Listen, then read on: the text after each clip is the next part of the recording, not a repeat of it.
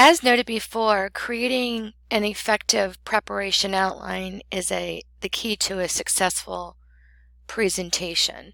So I want to go over details about how you create this preparation outline. We're going to begin with the topic or title, general purpose, specific purpose, central idea. Again, that's your orientation.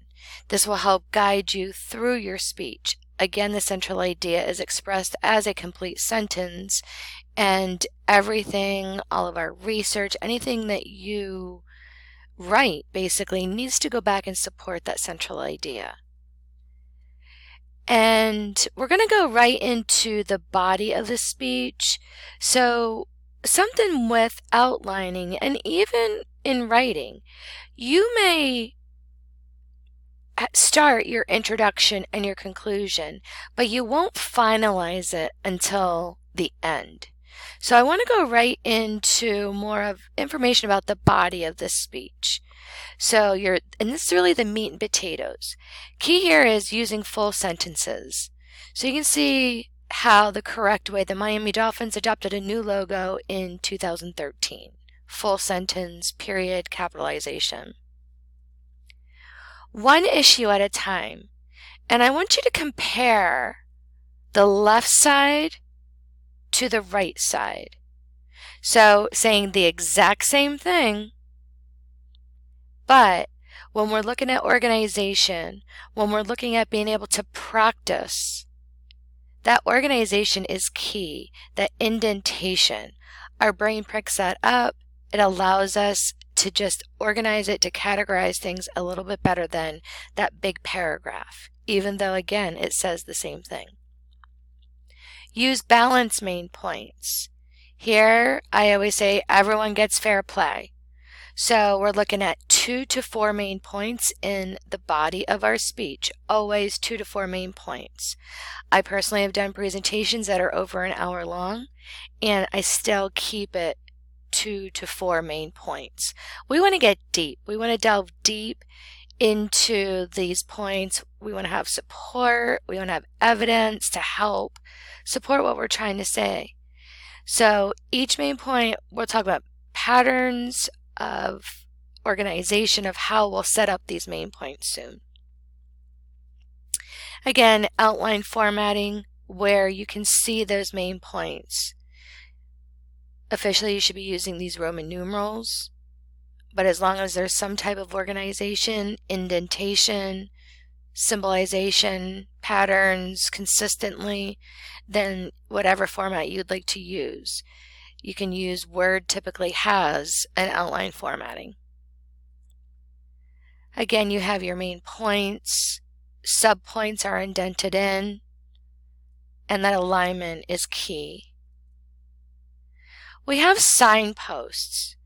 These allow our audience to know where we're at throughout our presentation. And you can do that. This can be included within a main point. Say my first reason, my second reason is being main points. So as consistent as we can be in our wording, it's easier for our audience to know where we're at. Transitions. Many of us, when we speak, we naturally say transitions. In speech making, we want to plan them out. So they help with flow. So if you've ever heard of someone who was maybe very choppy, that most likely they did not have transitions. And you can see an example here. Here's a time transition. So something that demonstrates a passing of time. Let's move on to later, next. Viewpoint transitions. A change in a situation or a view of a situation. However, on the other hand, although. Connecting transitions. Also, another, in addition to. And then concluding transitions. signal at the end of a section, or even at the end of the speech. And we will use this at the end of a speech. In conclusion, to summarize, to sum things up. So within, we want to talk about some internal previews or reviews within a transition. And this again can be between the main points. It could be going into the conclusion. So a lot of times what we'll do is we'll actually combine the internal previews and reviews. And here's 2 examples that you can read that go over that. Now that you have selected the right location for the strawberry bed, prepared the soil, and purchased the correct plants for your climate, it's important to plant strawberries properly. Now that we have discussed the evolution of football and the establishment of the NFL, we can move on to considering the next point.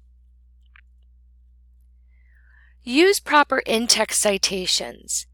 This is where I was talking about where our in-text citations are going to be different than when we write. Parentheses with a person's name and date mean nothing in speech making, in speech writing. What we need to do is we need to give quality information about our sources, credibility.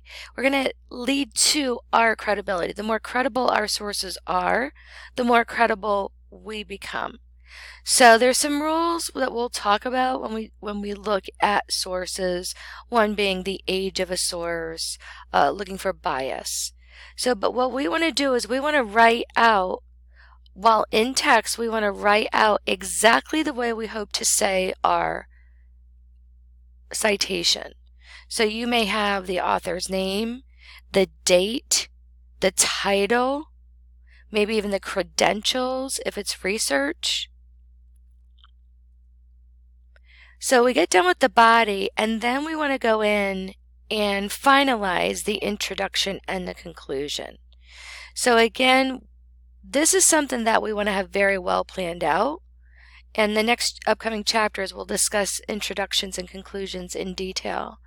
But you do not want to screw up on your introduction and conclusion, especially that introduction. The idea of never getting a chance to make a second or first impression, well, so we want to make sure that that's very well planned out. And then at the very end, we will have that formal works cited page if you're using MLA, or references if you're using APA, and you follow the current guidelines for either of those source pages. As a quick review here, you want to start off with recording your topic or title, the specific purpose, which addresses your audience, and the central idea, expressed as a complete sentence. Everything then supporting that central idea. Using full sentences, one issue at a time, balance main points, correct style format, so those indentations, subordinations, transitions, go back and create in detail the introduction and conclusion, and then formally end with proper citations.